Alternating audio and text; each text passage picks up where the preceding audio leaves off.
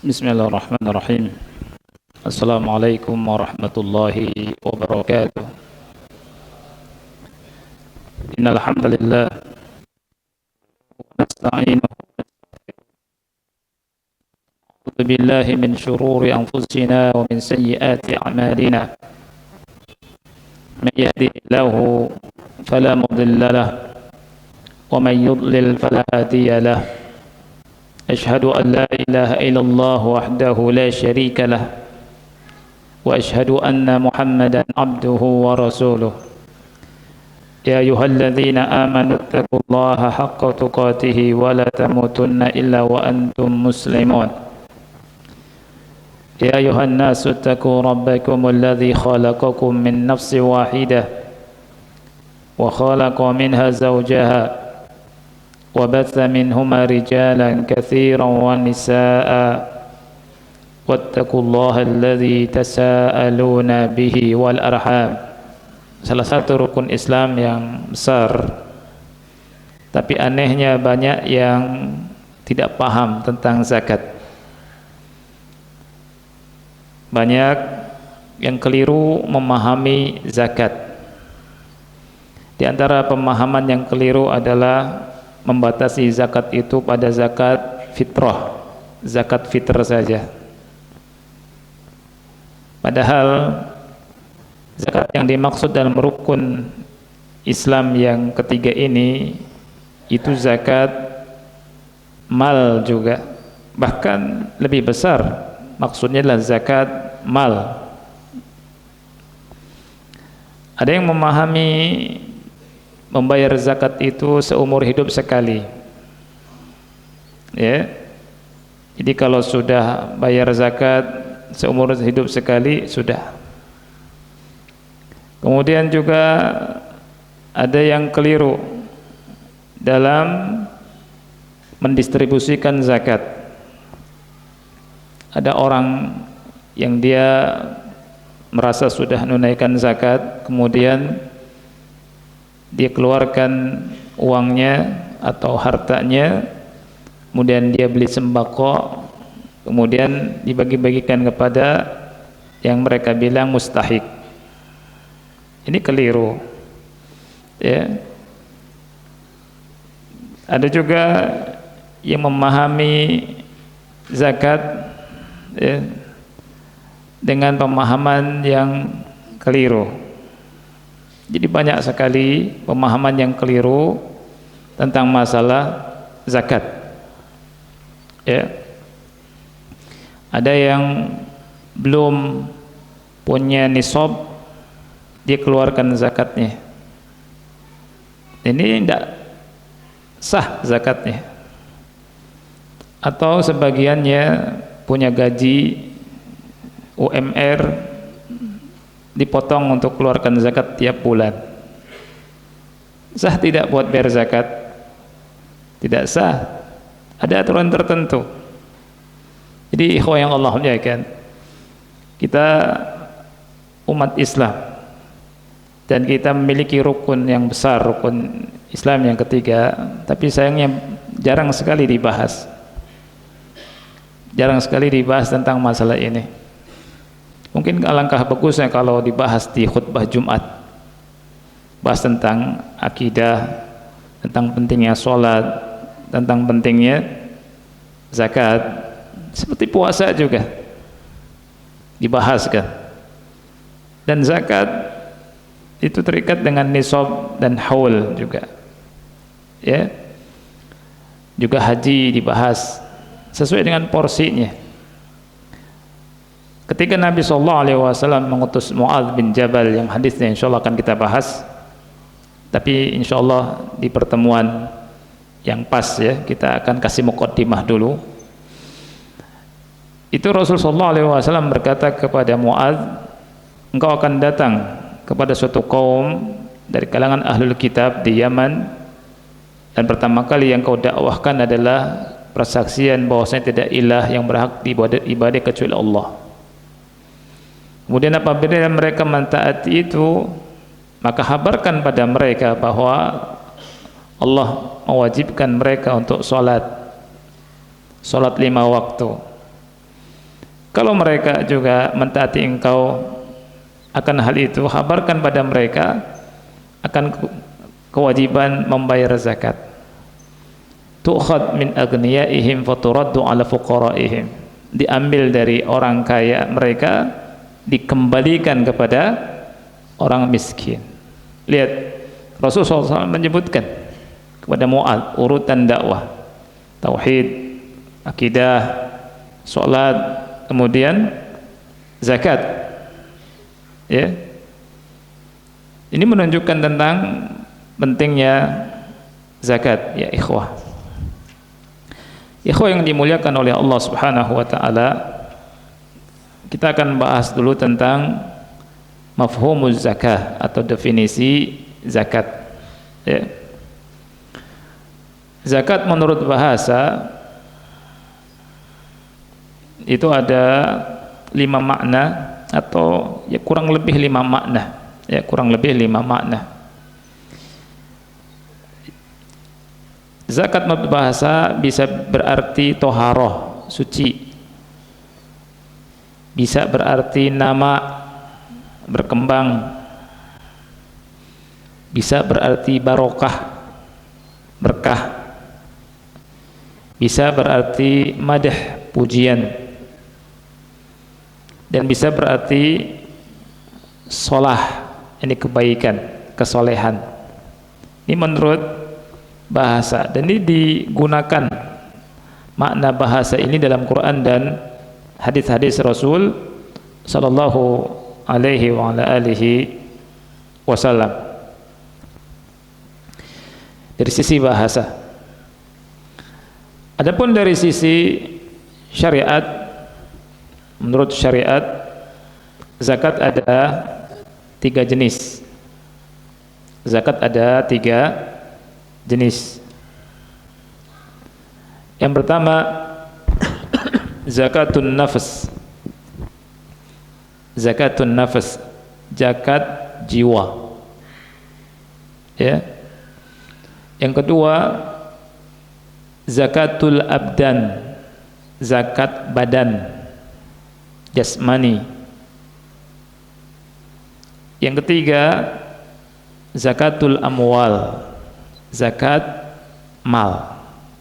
Jadi zakat menurut syariat ada berapa? 3. Ini disebutkan di kitab Az-Zakatu fil Islam fi Dha'il Kitabi wa Sunnah yang ditulis oleh Dr. Sa'id Ali bin Wahab Al-Qahtani rahimahullahu ta'ala.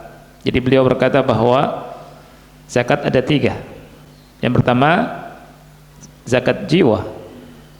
Ya.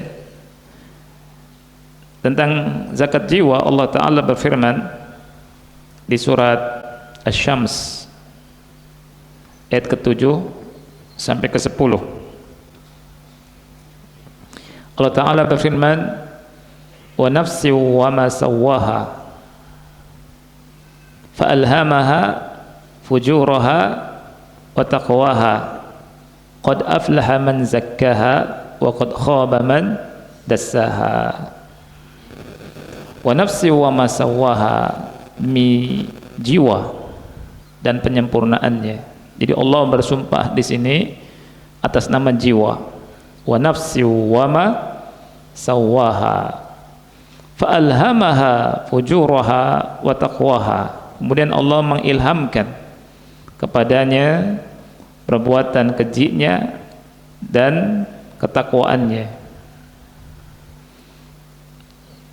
Qad aflaha man zakkaha. Kemudian di ayat yang ke-9 Allah berfirman, sungguh beruntunglah orang yang mensucikan jiwa. Dan di ayat yang ke-10 Allah Ta'ala berfirman, wa qad khaba man dassaha. Dan sungguh merugilah orang yang mengotori jiwa. Syahidnya adalah ayat yang ke-9. Allah Ta'ala berfirman, qad aflaha man zakkaha. Sungguh beruntung orang yang mensucikan jiwa. Ini namanya zakat an-nafas, zakat jiwa. Apa yang dimaksud dengan zakat jiwa. Apa yang dimaksud dengan tazkiyatun nafas? Yang dimaksud dengan tazkiyatun nafas, zakat jiwa, yang Allah Subhanahu wa taala kabarkan, beruntung orang yang mensucikannya. Ulama berkata, tathiruha minasyirki wal kufri wan nifaqi wal dhunubi wal ma'asi wal akhlaqidz zamimah. Yang dimaksud dengan zakat jiwa adalah mensucikan jiwa dari kesyirikan, dari kekufuran, dan dari kemunafikan. Ini yang pertama. Mensucikan diri, mensucikan jiwa dari kesyirikan, dari kekafiran, dari kemunafikan. Ya. Karena orang yang tidak mensucikan dirinya dari kesyirikan, dari kemunafikan, dan dari kekafiran, Allah Subhanahu wa taala sebut mereka dengan najis. Innamal musyrikuna najasun. Sesungguhnya orang-orang musyrik itu najis. Tapi najisnya najis ma'nawi. Karena mereka menyimpan kesyirikan, kekufuran, dan kemunafikan. Dan kita dihabarkan oleh Allah Subhanahu wa taala kalau ingin beruntung harus mensucikan jiwa kita dari itu, dari kesyirikan, dari kekafiran, dan dari kemunafikan. Wadz-dzunub wal ma'asi, dan mensucikan jiwa dari dosa-dosa, dari kemaksiatan. Jadi kita sucikan diri kita dengan cara kita bersabar untuk tidak melakukan dosa, untuk tidak melakukan kemaksiatan. Karena maksiat dan dosa itu mengotori jiwa. Wal akhlaq az-zamimah, dan mensucikan jiwa dari akhlak yang tercela. Allah berfirman dalam surat Asy-Syams tadi ayat yang ke-9, qad aflaha man zakkaha, sungguh beruntunglah orang yang mensucikan jiwanya. Mensucikan jiwa tadi disebutkan oleh Syekh Dr.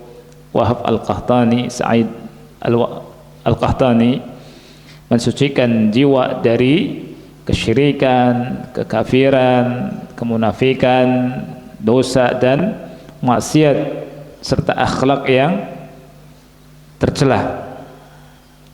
Oleh karena itu, ya, wajib bagi kita untuk memperhatikan jiwa kita. Kita sucikan dari itu semua, kemudian kita hiasi dengan iman, dengan keyakinan, dengan tauhid, dengan ketaatan, taat kepada Allah Subhanahu wa taala, dan mensucikan diri dengan akhlak yang terpuji, al-akhlak al-karimah. Dan itu salah satu ditugaskannya Rasul kita sallallahu alaihi wasallam, innama bu'ithu liutammima makarimal akhlak. Sesungguhnya aku diutus untuk menyempurnakan akhlak. Kita hiasi diri kita dengan akhlak yang diambil dari Al-Quran dan sunnah Rasul kita sallallahu alaihi wasallam, dengan adab-adab yang dicontoh dalam Al-Quran dan sunnah. Kenapa ikhwan harus belajar akhlak dan adab dari Quran dan sunnah? Karena sejak dulu sampai sekarang, kalau kita tidak belajar akhlak dari Quran dan sunnah, kita akan keliru memahaminya. Anak kasih contoh, pernah anak kasih contoh di sebagian majelis. Mu'adz bin Jabal radhiyallahu an pulang dari Syam, kemudian ketemu Rasul di Madinah, sujud. Rasul bilang, la taf'al, jangan kau lakukan wahai Mu'adz. Kalau aku perintahkan makhluk sujud kepada selain Allah, aku perintahkan seorang wanita sujud kepada suaminya.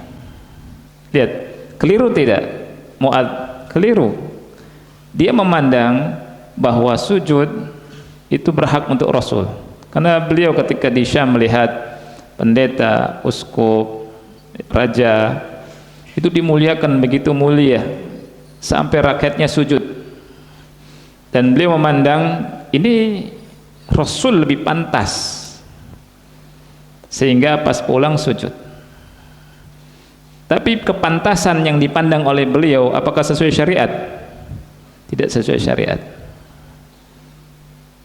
Oleh karena itu, kepantasan dan akhlak itu dikembalikan kepada Quran dan sunnah Nabi yang mulia alaihi salatu wassalam. Menurut orang sekarang, salaman laki-laki perempuan adalah gaul, apalagi kalau ustadz salaman langsung diajukan jempol. Tetapi Rasulullah SAW berkata, inni la usafihun nisa, aku tidak bersalaman dengan wanita, ya, dan seterusnya, DST dan seterusnya, banyak, ya.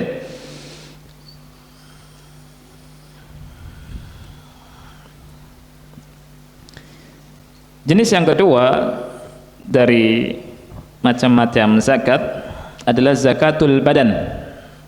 Zakat apa? Badan, ya. Zakat badan adalah shadaqatul fitri min syahri Ramadan al-mubarak. Sedekah fitr, ini zakat fitr, ya, dari bulan Ramadan yang diberkahi, yang Rasulullah sallallahu alaihi wasallam wajibkan kepada semua orang, kaum muslimin, baik yang kecil ataupun yang besar, laki-laki, perempuan, ya, orang yang merdeka atau budak dari kaum muslimin, dalam rangka mensucikan orang-orang yang berpuasa dari perbuatan yang sia-sia yang dilakukan di bulan Ramadan, dan membayar dengan satu sok dari makanan, ya, satu sok dari makanan. Ini namanya zakat apa? Zakat badan, zakatul badan, namanya shadaqatul fitr. Zakat yang ketiga adalah zakatu al-amwal, dan ini yang akan kita bahas, zakat mal.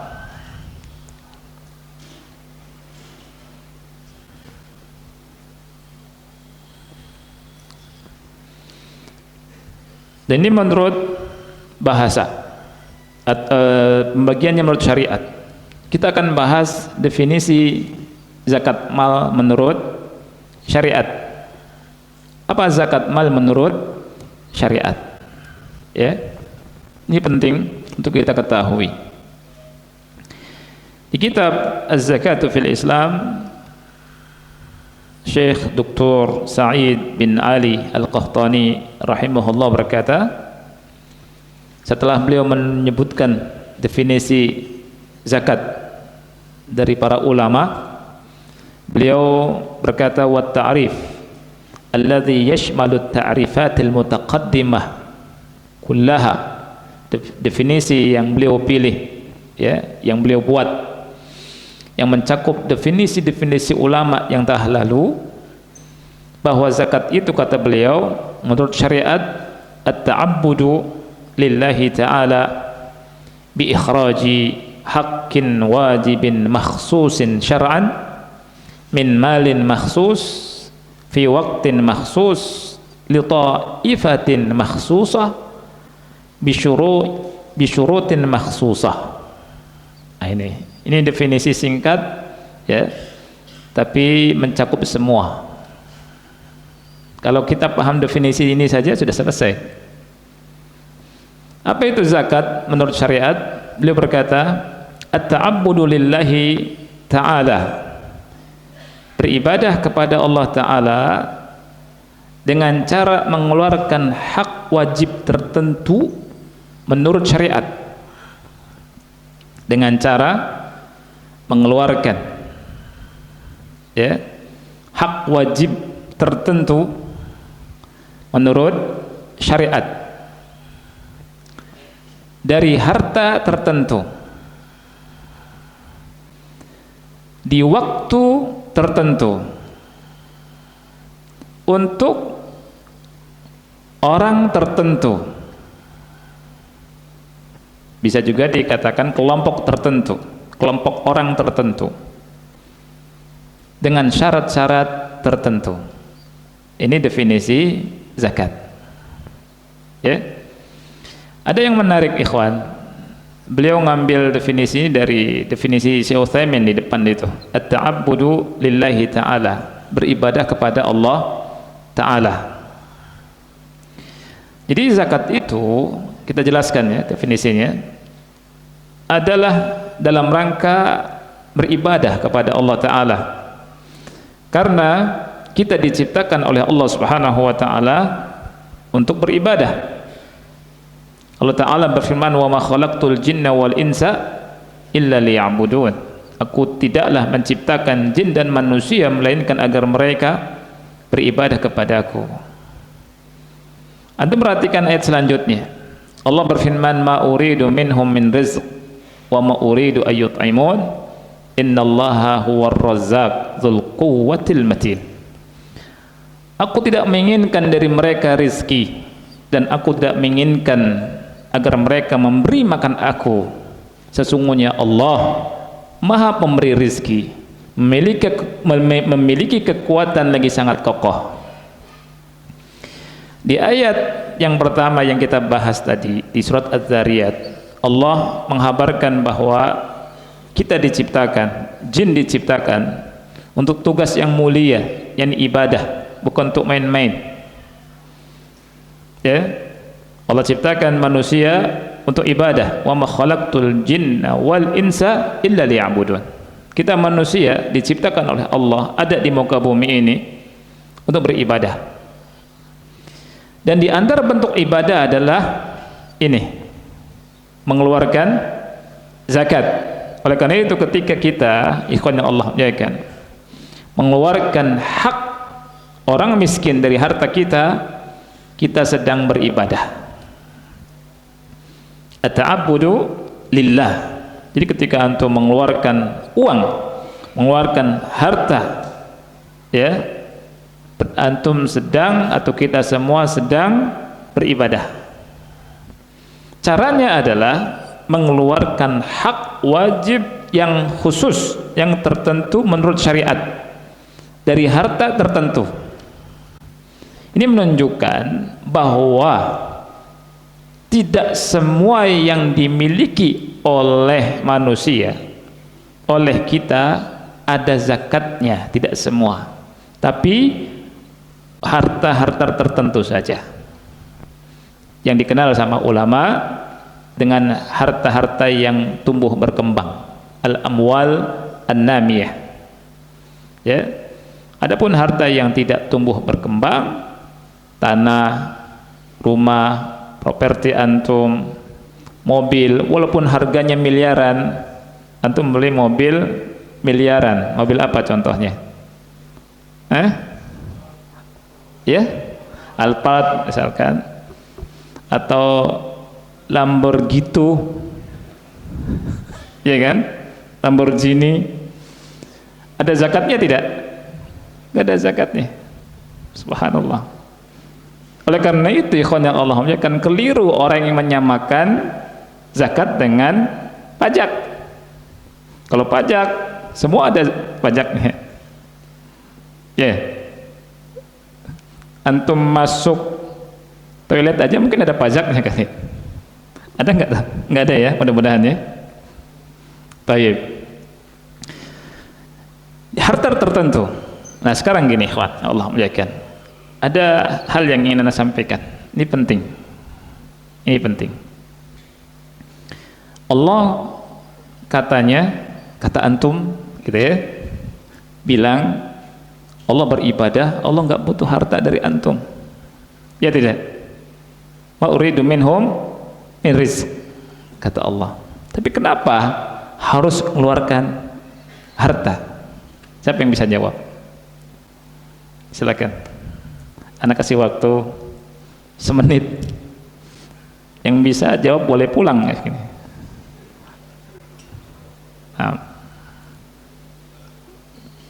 Fadhal akhi.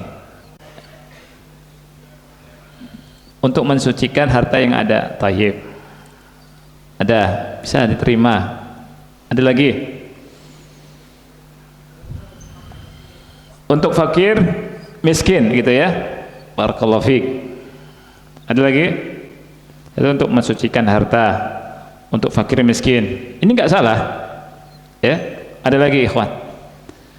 Ada makna yang ingin kita masuk ke situ supaya kita paham dan lebih membutuhkan itu. Apa lagi? Ya, fadal Pak.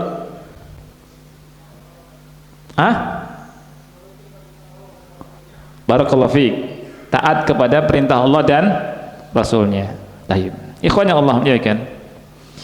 Ini disebutkan dalam buku-buku ulama ya. Yang disebutkan sama antum tadi, mensucikan harta, bantu orang miskin, taat sama Allah dan Rasulnya. Tapi ada satu hal yang akan menyadarkan kita semua ya ikhwan yang Allah muliakan tentang zakat, bahwa zakat itu pertama kali yang butuh adalah orang yang mengeluarkan zakat. Yang butuh adalah orang yang mengeluarkan zakat itu. Kenapa? Jadi alasannya orang yang akan mendapatkan manfaat zakat pertama kali ala darajatil ula, dalam derajat yang tertinggi adalah si muzakki itu, orang yang mengeluarkan uang itu. Kenapa? Tadi disebutkan mensucikan harta, taat sama Allah dan Rasulnya. Kenapa disebutkan dalam derajat yang tertinggi dia yang bisa ngambil manfaat? Ikhwan yang Allah muliakan, orang yang mengeluarkan zakat pertama yang dia keluarkan harta dia apa harta orang miskin? Harta orang miskin. Rasul kita sallallahu alaihi wasallam bersabda, nanti hadisnya kita akan baca, habarkan ke mereka wahai Muadz bahwa mereka punya kewajiban zakat, sedekah, tu'khadhu min aghniyaihim faturaddu ala fuqaraihim, diambil dari orang kaya dikembalikan kepada orang miskin. Lihat ikhwah, kalimatnya turad, dikembalikan kepada orang miskin. Berarti ini milik siapa? Orang miskin, bukan milik dia, bukan milik orang kaya ya. Jadi ketika orang punya 1 miliar, ada 2,5% itu bukan milik dia, dan itu milik orang miskin. Sehingga ketika mengeluarkan zakat nggak boleh petang-tang peteng-teng akhi, nggak boleh merasa berjasa sama orang miskin, karena itu harta orang miskin ya. Itu haknya mereka orang miskin, bukan hak antum. Dan ketika dikeluarkan dari harta antum, itu harta antum akan terjaga dan berkah. Apa kata Rasulullah SAW? Mana qasad sadaqatun min malin, sedekah tidak mengurangi harta sama sekali. Dan berikutnya, harta yang dikeluarkan itu utuh nggak di akhirat? Akan kembali di akhirat. Allah kasih pahala tidak? Kasih pahala dengan zakat itu. Jadi orang kaya ketika mengeluarkan zakat, sebenarnya dia sedang diuntungkan untuk dirinya sendiri dengan zakat itu ya. Karena dengan dikeluarkannya harta berkah, harta terjaga dan tetap tersimpan di akhirat, dan Allah kasih pahala kalau niatnya ikhlas ya. Dan banyak lagi malaikat ikhwan di pagi hari Rasul kabarkan ada dua malaikat. Yang satu mendoakan kepada Allah orang yang bakhil dihancurkan hartanya. Satu mendoakan orang yang berinfak diganti dengan yang lebih baik. Subhanallah. Termasuk orang yang mengeluarkan zakat diganti dengan yang lebih baik. Ya, dan terjaga. Subhanallah. Jadi ketika orang mengeluarkan zakat, sebenarnya pertama kali yang mendapatkan manfaatnya adalah si dia, bukan orang miskin. Bukan orang miskin. Ya, yang dapat manfaat pertama kali dari mengeluarkan zakat adalah orang yang mengeluarkan zakat, si muzaki itu. Makanya nggak boleh kita sombong ketika mengeluarkan zakat. Ini kan harta saya. Tidak, akhi, itu haknya orang miskin. Ini yang wajib kita pahami. Pandangan ini yang harus kita perhatikan, sehingga ketika mengeluarkan zakat tidak rugi. Karena justru kalau tidak dikeluarkan, harta itu bisa mendatangkan malapetaka di akhirat. Itu emas dan perak dijadikan kepingan yang panas dan disetrika orang itu. Harta yang tidak dikeluarkan zakatnya berubah menjadi ular yang berbisa dan sangat berbisa, dan bisanya sangat mematikan, dikalungkan ular itu. Ya, itu. Jadi pertama kali yang mengambil manfaat zakat adalah bukan orang miskin. Orang miskin apalah dapat sedikit, akhi, selesai habis, kadang 2,5%. Ya. Tapi ketika orang kaya yang punya bahkan miliaran, keluarkan 2,5%, terjaga itu hartanya, bahkan nggak berkurang. Subhanallah. Ya, jadi ikhwah yang Allah muliakan, ini timbal balik ini yang harus kita pahami, bahwa orang yang pertama kali fit darajatil ula mendapatkan manfaat adalah orang yang mengeluarkan zakat itu. Jadi orang kaya itu sedang ditolong dengan mengeluarkan zakat itu, bukan sedang nolong orang, akhi. Ente lagi ditolong dengan dikeluarkan zakat, dan antum yang ngambil manfaat pertama kali. Dan kalau ikhlas mengeluarkan zakatnya, akhi, apa yang terjadi? Wajahnya berseri-seri, bisa tersenyum, Allah kasih kebahagiaan luar biasa. Orang yang ngasih kebaikan kepada orang lain itu berseri-seri wajahnya, apalagi ketika dia tahu ikhlas, dia lihat orang miskin, subhanallah, semakin bahagia, semakin bahagia. Jadi orang yang dapat manfaat adalah orang yang mengeluarkan zakat. Ini sedikit dari yang disampaikan sama ulama tentang orang yang ngambil manfaat adalah orang yang mengeluarkan zakatnya itu, akhi. Ya, apalagi belum pahala. Allah kasih pahala tidak? Kasih pahala. Orang yang tahu ketika mengeluarkan infak, mengeluarkan sedekah, mengeluarkan zakat, Allah kasih pahala banyak, itu dia keluarkan dengan senyum, dengan bahagia, karena tahu timbal baliknya besar. Ya, begitu juga dengan kita kesehari-harian, ikhwan. Ya, dalam aktivitas kita itu sebenarnya dalam melakukan amalan sebenarnya untuk kebaikan kita. Sebenarnya itu perhatikan, orang melakukan aktivitas untuk dia sebenarnya.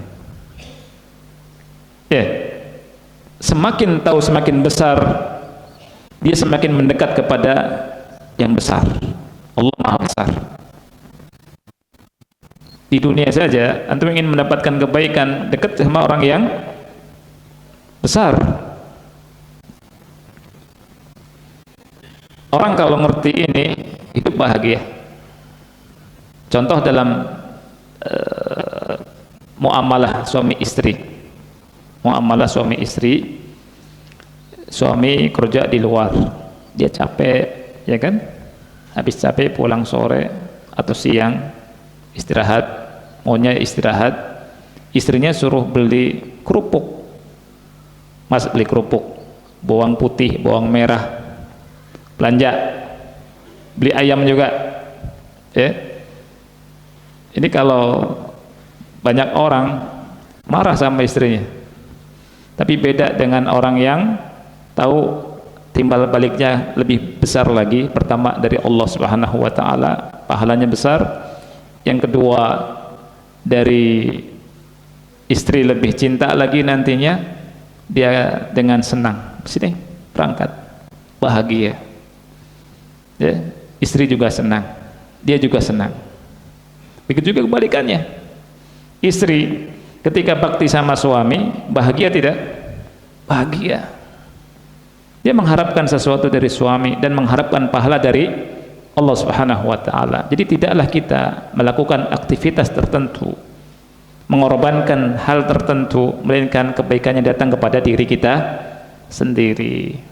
Jadi antara masalah muzakki ini, ya, muzakki. Jadi orang yang pertama kali ternyata yang bisa mengambil manfaat zakat adalah si muzakki, orang yang mengeluarkan zakat. Ini pemahaman ini penting sekali dipahami oleh kita semua, apalagi mereka-mereka yang enggan mengeluarkan zakat, lari mengeluarkan zakat, belum tahu tentang zakat, yang tahunya kalau zakat itu adalah seumur hidup sekali. Ya, jadi banyak pemahaman yang keliru, ikhwan. Plus ditambah sekarang banyak inovasi tentang zakat, inovasi zakat macam-macam. Ya, ada zakat profesi. Ya, salah satu di antara kawan kita punya gaji 4.500.000, diambil misalkan setiap bulan 2,5%. Ya, ini padahal belum waktunya keluar zakat. Ya, dari sisi ini zakatnya nggak sah. Nanti kita akan bahas tentang nisab.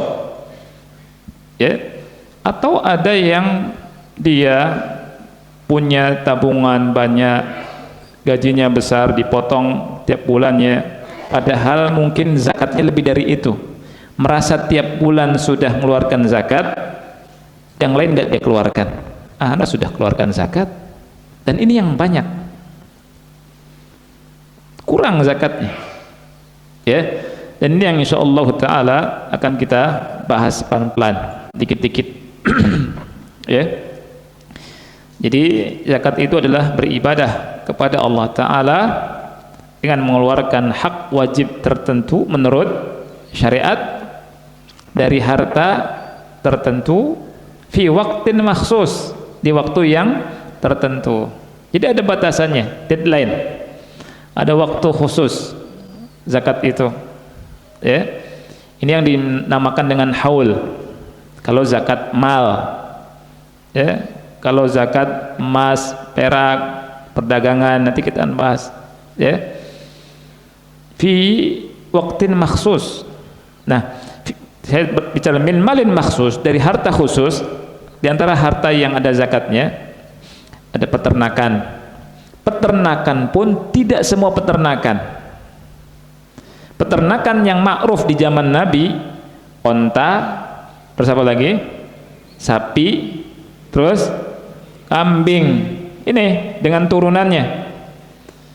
Adapun peternakan zaman sekarang, ada peternakan bebek, ada peternakan ayam, angsa, lele, ya kan, masuk dalam kategori peternakan. Ada zakatnya tidak?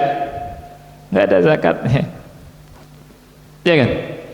Malin maksus. Ya.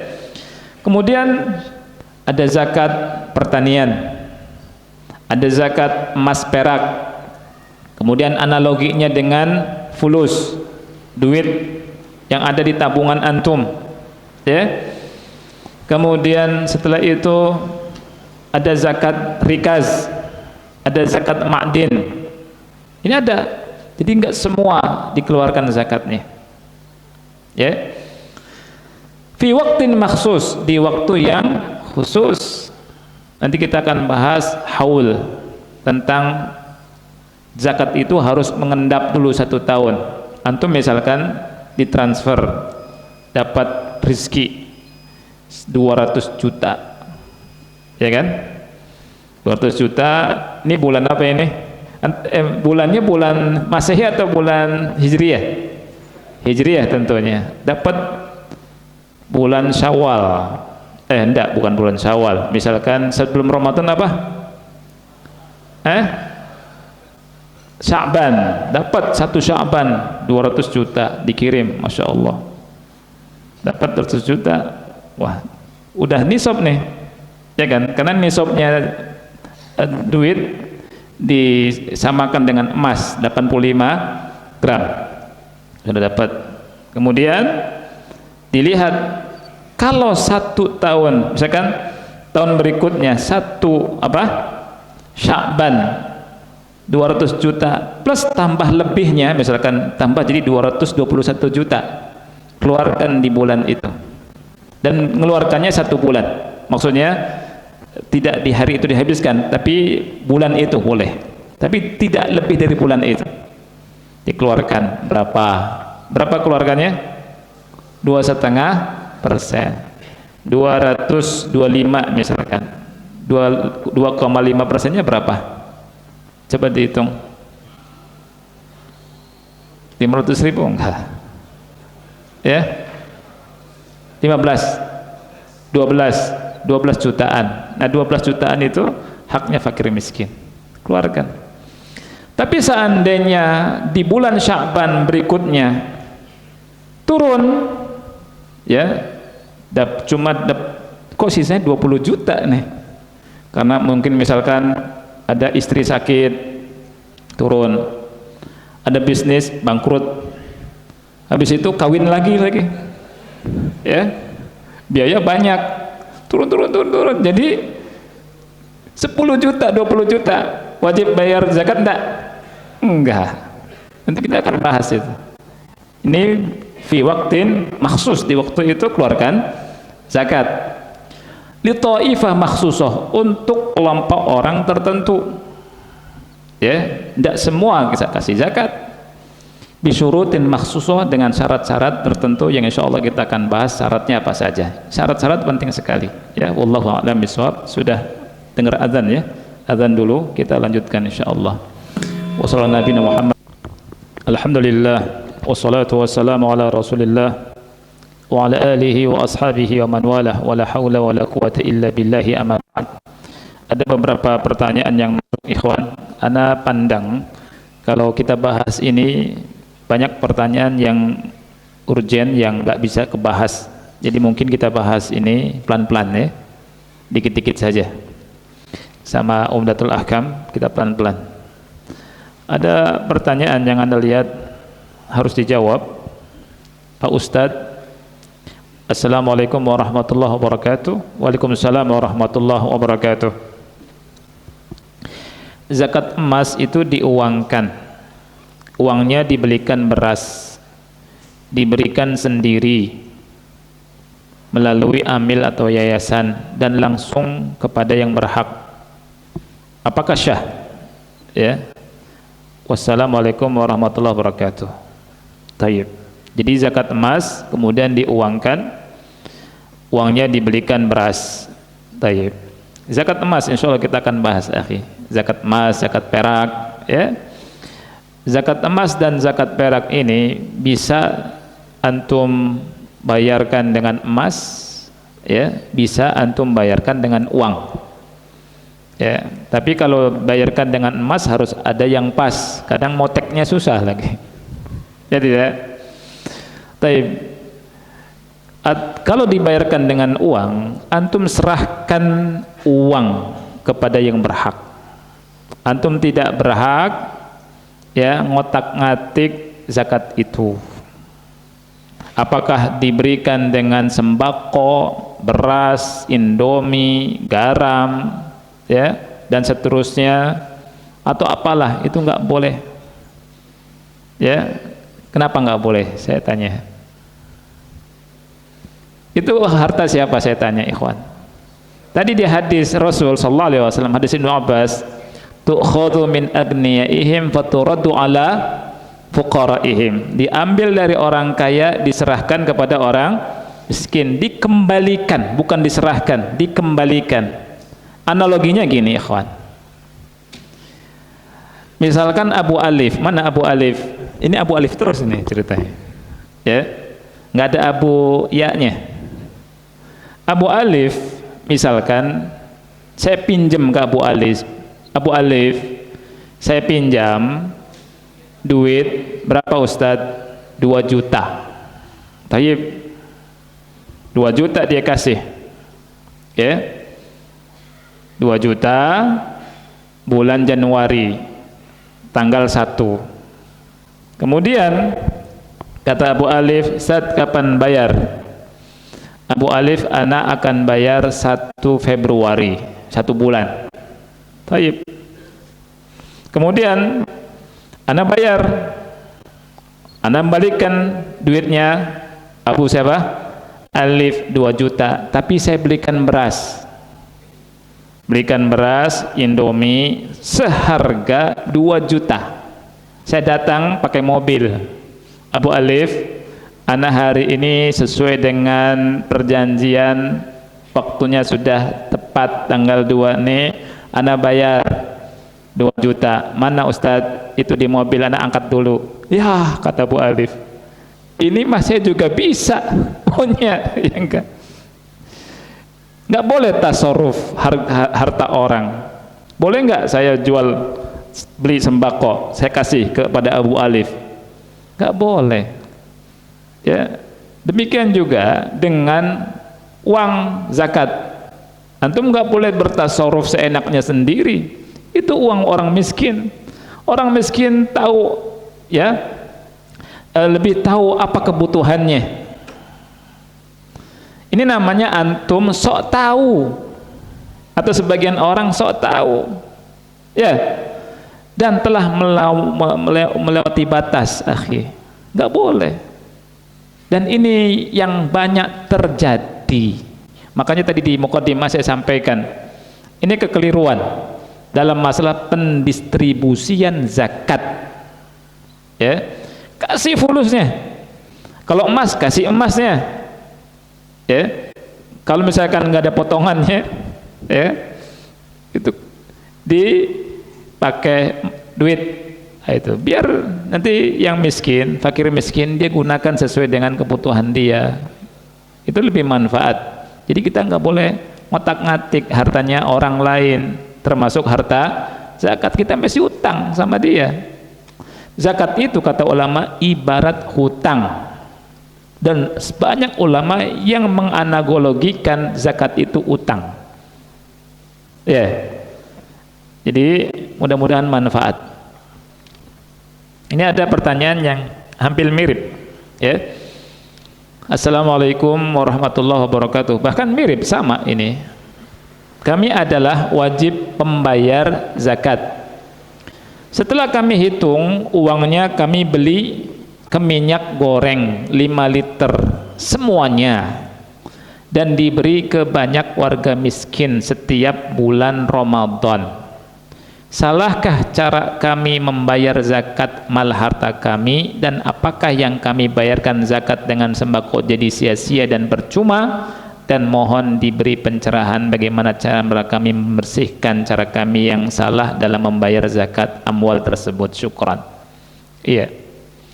Ada beberapa hal di sini, ikhwan. Ya, beberapa poin. Yang pertama tentang Ramadan. Apakah antum betul zakatnya di Ramadan terus? Karena di antara kekeliruan mengeluarkan zakat mal itu, banyak di antara atau banyak saudara kita mengeluarkannya di bulan Ramadan. Padahal dia dapat nisabnya dan haulnya bukan di bulan Ramadan. Nggak boleh. Kalau di Sya'ban keluarkan di Sya'ban. Kalau di Syawal keluarkan di Syawal. Kalau di Muharram dikeluarkan di Muharram. Jangan nunggu Ramadan, bisa berdosa. Keluar dari bulan itu bisa berdosa. Ini kesalahan yang pertama. Yang kedua yang harus dikritisi juga dalam masalah ini tentang membayarnya dengan membelikan minyak goreng, ya, dibagikan yakni setiap bulan Ramadan. Jadi seperti yang tadi pertanyaan tadi, ya, dibelikan dengan beras. Ini tidak boleh. Ini namanya ngotak-ngatik harta orang dan utang. Untuk lebih selamatnya antum hitung lagi, ingat-ingat, keluarkan dengan dengan apa? Dengan yang mesti harus dikeluarkan. Apakah sia-sia? Tentunya jadi sedekah. Enggak sia-sia. Ya, yang tadi itu jadi apa? Sedekah. Ya, wallahu a'lam. Ya.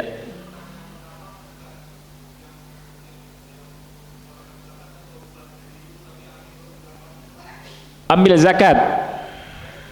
Enggak, akhi. Yang pertama, lihat, zakat emas diuangkan, uangnya dibelikan beras, diberikan sendiri dan langsung melalui amil yayasan, bukan amil yayasannya yang sama, nggak boleh. Makanya amil juga ini harus dikritisi juga. Amil itu banyak salah orang memahami amil. Amil itu yang resmi dipilih dan diangkat oleh pemerintah, itu amil. Kalau di Indonesia namanya Baznas atau Laz yang swastanya, lembaga amil zakat. Antum serahkan ke situ baru benar. Tapi buatan-buatan DKM disebut amil zakat ini tidak benar. Ini namanya perwakilan, ya, bukan amil. Ambil. Ambil. Nanti saya akan jelaskan. Insya Allah sampai ke situ. Ya. Jadi ini penting, ya.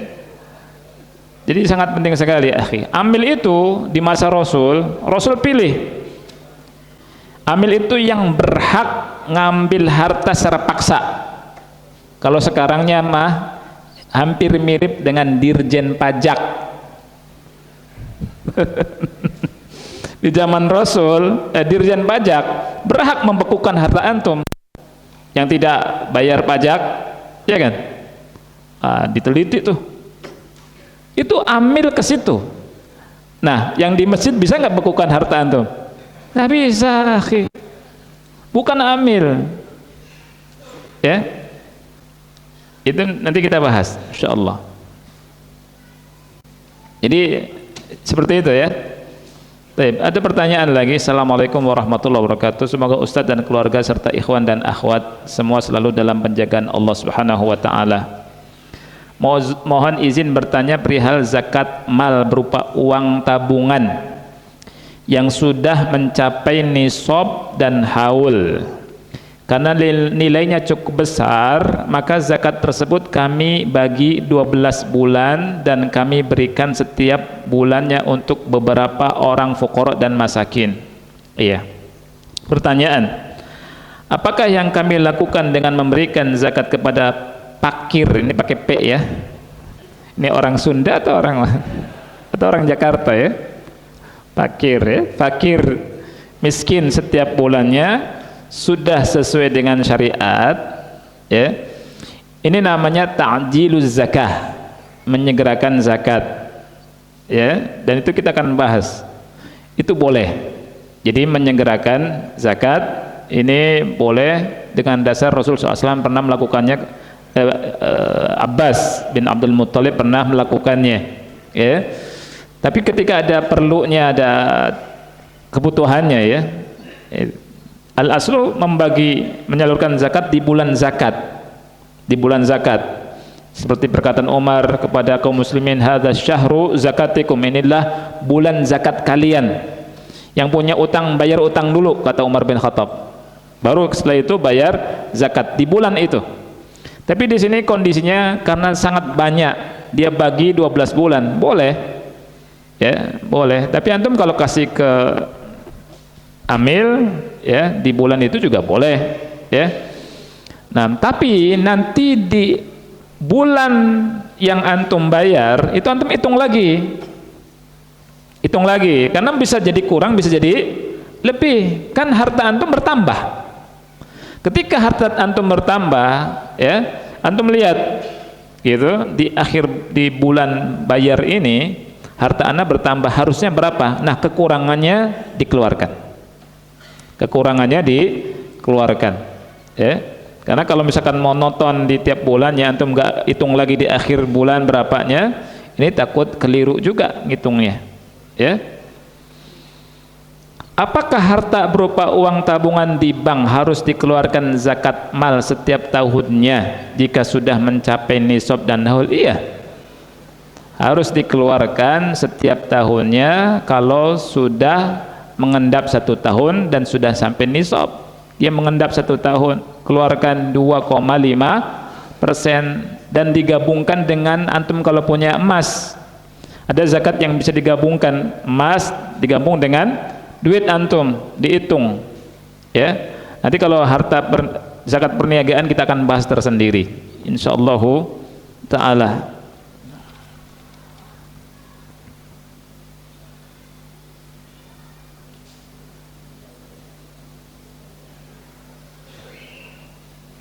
Ya, ana bisnis properti, sedangkan harta ana putar buat rumah, ada sekitar 5 unit rumah, sedangkan ana tidak ada tabungan, ana langsung putar terus. Bagaimana zakatnya?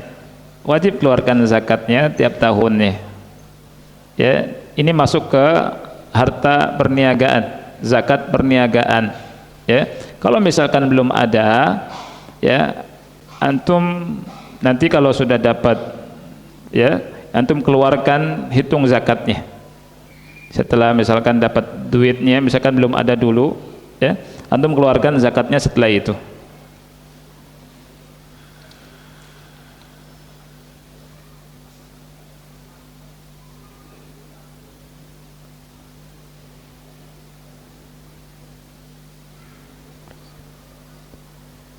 Ini apa ini? Harus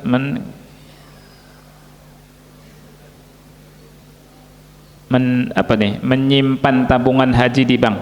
Harus menyimpan tabungan haji di bank. Apakah harus membayar zakat?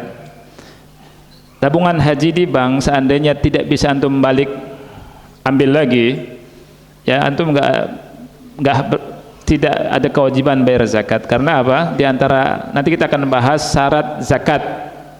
Itu ada milkut tam, pemilikan yang sempurna, ya. Jadi ketika harta itu kemungkinan besarnya nggak balik, berarti bukan milik antum dan tidak ada kewajiban bayar zakatnya.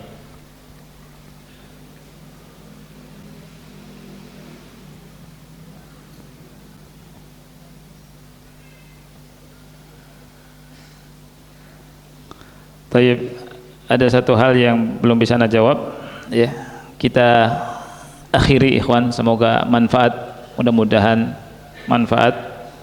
Kita akhiri, subhanakallahumma bihamdika asyhadu an la ilaha illa anta astaghfiruka wa atubu ilaik. Wassalamualaikum warahmatullahi wabarakatuh.